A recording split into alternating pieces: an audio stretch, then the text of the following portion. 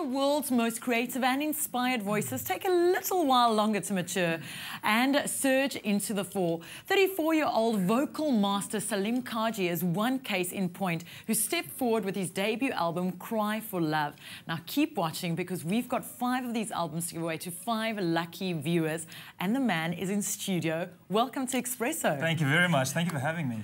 You've had a really interesting journey starting your career. You started quite late. You have a business on the side. Well, you run a full-time business. Yeah. You sing full-time as well. Yeah. Don't know how you managed to juggle everything, but where did it all start? You know, I actually started quite late in life. I started singing at about 20, 21 years old, and I had this great desire and passion to actually want to sing and perform. And eventually, you know, I attended this lecture on singing, and the woman in the lecture said to the audience that day, if you have a diaphragm, a pair of lungs, a mouth, and if you can speak, then you can sing. No, I don't believe that. But I did. I believed that. And I thought, wow, this is fantastic. And I called the woman up, and she referred me to a singing teacher. And, you know, I wanted to be a pop singer. I wanted to sing like George Michael or, I don't know, Michael Jackson or whatever. But this woman, her name is Jean Stewart, and she was actually an opera singer. And she trained me in this classical technique. And at first, I was dead set against it. And she made me produce this enormous sound. And I thought, this is not what I want. I don't want to sound like a 40, 50-year-old man. But she persevered.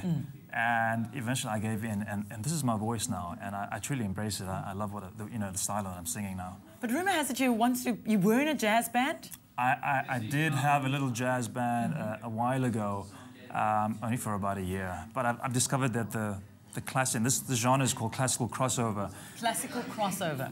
And that is the genre that kind of suits me and suits my style and suits my voice. Now, your album was released 3 weeks ago. We're going to give 5 copies away. Okay. Tell me about the journey, putting that album together, the mix of the music and everything that you've just put together. It started about 2 years ago when I met my producer, Clive Ridgway, and I spoke to him about finding my own sound, my own style in music and singing. And in fact, it started with the song Cry for Love.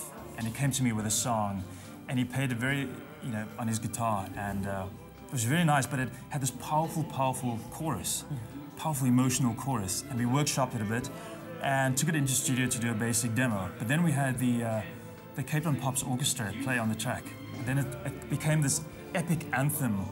And that, together with a few other demos, got into the hands of EMI Publishing and EMI Music themselves. And they came down from Joburg and offered me a record deal. And of course I accepted. And we finished the album about six months later. And here I am. Incredible. On the set of Expresso, he is going to be performing live. After the break, you're going to be performing your first single off the album. My title track, Cry for Love, yeah. What is it about? You know, the song itself is about lost love and the emotions, the powerful emotions that go with it. And if I could sum the song up in one sentence, I'd say it's about not appreciating someone until you've lost them. And then it's too late. Then it's too late. Yeah. Well, we're going to be catching up with you straight after the break. We're going to be performing live right here on Expresso, his brand new single. You don't want to miss it. Don't go anywhere. We'll see you after this.